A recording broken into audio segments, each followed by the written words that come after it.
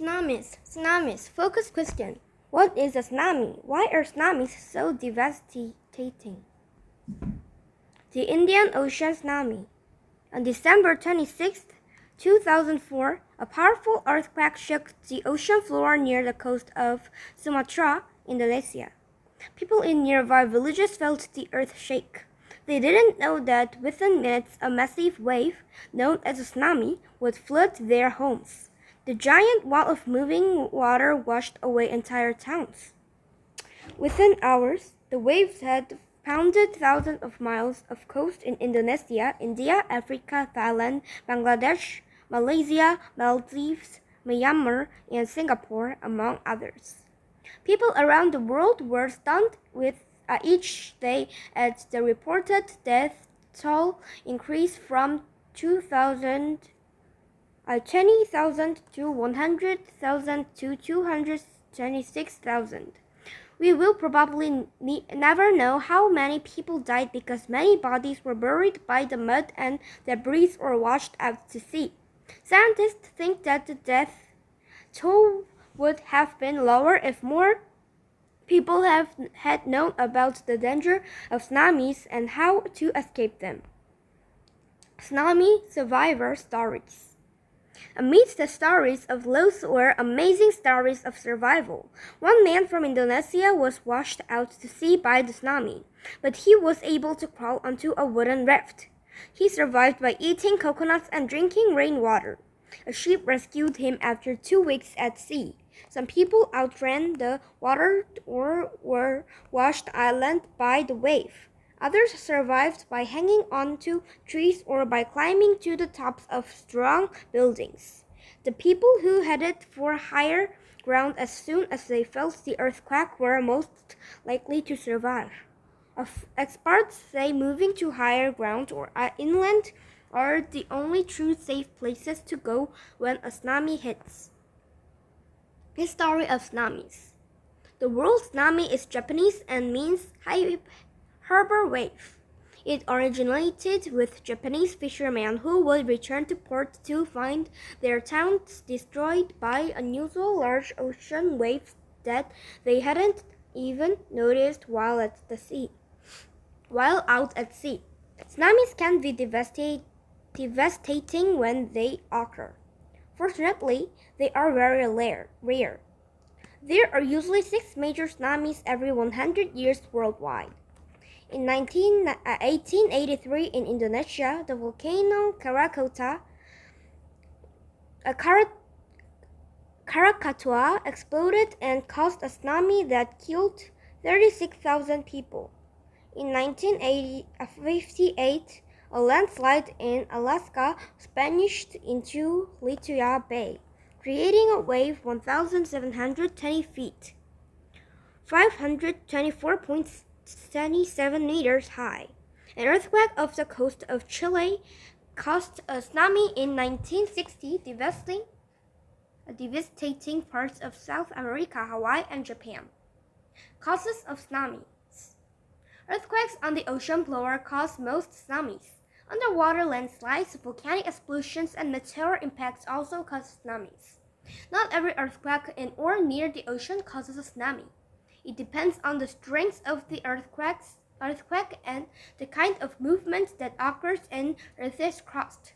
An earthquake has to be at least 6.25 on the Richter scale to result in a tsunami. The Indian Ocean tsunami in 2004 was caused by a mega earthquake with a magnitude of 9.0. How strong is it? The force of an earthquake is described with the Richter scale. People do not feel a 2.0 earthquake at all. A seismograph all around the world can measure a 4.5 quake, with each step of the Richter scale, force increases rapidly. A magnitude 6.0 earthquake has 10 times the power of a 5-point quake. So, when you hear about a magnitude 7, 8, or 9 quake, remember that each unit is actually 10 times the strength of the unit before. Tsunamis are sometimes called tidal waves because they rush in like a high tide. But in truth, that have nothing to do with tides. Tsunamis are also different from normal surface waves caused by wind. Surface waves tend to roll onto shore on a circular motion. Earthquakes occur when sections of Earth's crust suddenly slide against each other along a fault. Even up and down shift occurs in the seafloor. All the water above the seafloor moves too, creating an enormous bulge of water, a tsunami. The tsunami moves almost invisibly in the open ocean because it is broad and very low compared to surface waves. A tsunami can move as fast as a jet plane at speed of 200 to 500 miles per hour, 321, 643 kilograms per hour. Tsunamis retain their strength as they spread out over thousands of miles of ocean like ripples in a pond. They can travel from one side of the Pacific Ocean in the other in less than a day. When the wave runs into a shallow shoreline, it grows much higher and it slows down. First, the sea recedes as the wave approaches. Next, the sea floods in past the normal shoreline and gushes inland, sometimes far up rivers and streams that open to the sea. Tsunami waves often come in sets. Observers report the first waves in the Indian Ocean tsunami was smaller than the second wave. Some people survived the first wave but did not keep running and were overwhelmed by the larger second wave. Areas that at risk for tsunamis.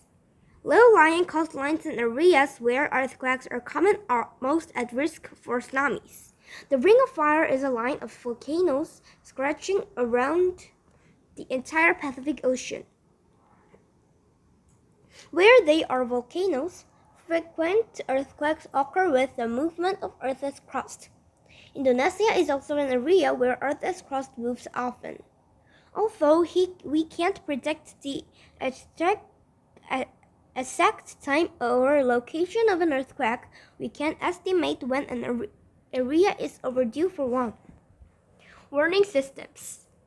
There is no practical way to protect property from tsunami devastation, but with early warning, we can save lives.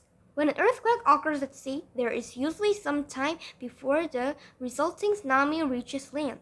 Unfortunately for the people of Banda Aceh, Indonesia, there were only a few minutes between the quake and the wave. It took about 3 or 4 hours for the tsunami to reach India and Sri Lanka. These would have been enough time to radio a message ahead. Governments and scientists are working to build warning systems for future tsunamis around the world. On the Pacific coast of the United States, a tsunami warning system is in place. Seismographs all along the Pacific coast detect earthquakes. A tsunami warning is issued any time there is an earthquake of 6.8 in Alaska or 7.5 in the western United States.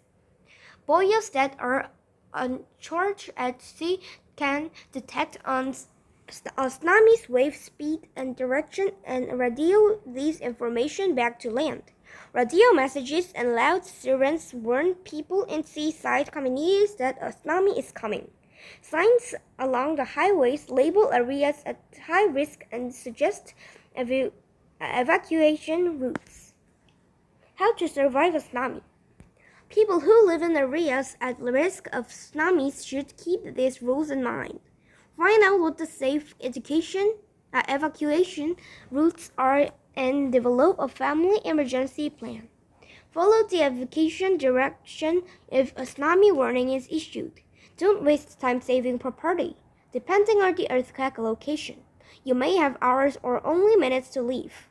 If an earthquake occurs, head immediately to higher ground. Make sure that everyone in the house knows to leave.